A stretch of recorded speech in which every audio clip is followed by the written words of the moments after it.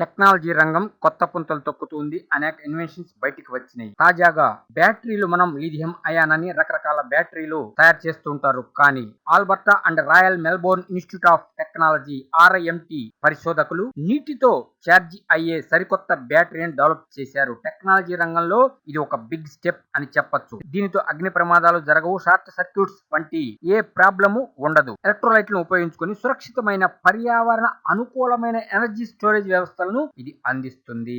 Alberta యూనివర్సిటీలోని chemical and materials engineering విభాగంలోని materials scientist Xiaoli Wang గారు మరియు తన విద్యార్థులతో కలిసి దీన్ని డెవలప్ చేశారు. ఈ బ్యాటరీ పనితీరు ఎలా ఉంటుంది అంటే, దీని లోపల ఎలక్ట్రోలైట్ గా నీరు ప్లస్ కొంచెం సాల్ట్ కలిపి ఆ మిశ్రమాన్ని ఉంచుతారు. దీన్ని తయారు చేసేటప్పుడే ఫ్యాక్టరీలోనే సీల్ చేసి పెడతారు. మన అవసరాలకు ఉపయోగిస్తున్నప్పుడు సాధారణ లిథియం బ్యాటరీలా ఛార్జ్ చేసుకుంటే సరిపోతుంది. కానీ లోపల ద్రవం మాత్రం నీటి ఆధారితమై ఉంటుంది. కాబట్టి త్వరగా పాడవదు, త్వరగా బ్యాటరీ డ్యామేజ్ కాదు, చెడిపోదు, హీట్ కూడా అవదు. అగ్ని ప్రమాదాలు, బ్యాటరీలు పేలడం, మంటలు రావడం వంటివి దాదాపు 0% అని చెప్తున్నారు. వీళ్ళు ఏం చేశారంటే ప్రెజరైజ్డ్ ఆర్గానిక్ ఎలక్ట్రోడ్లను అభివృద్ధి చేశారు.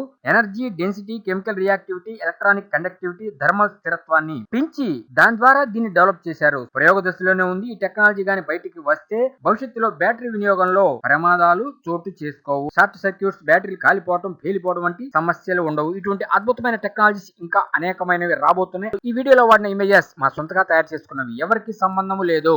Hi friends, want more technology news? Please subscribe to VKT News YouTube channel.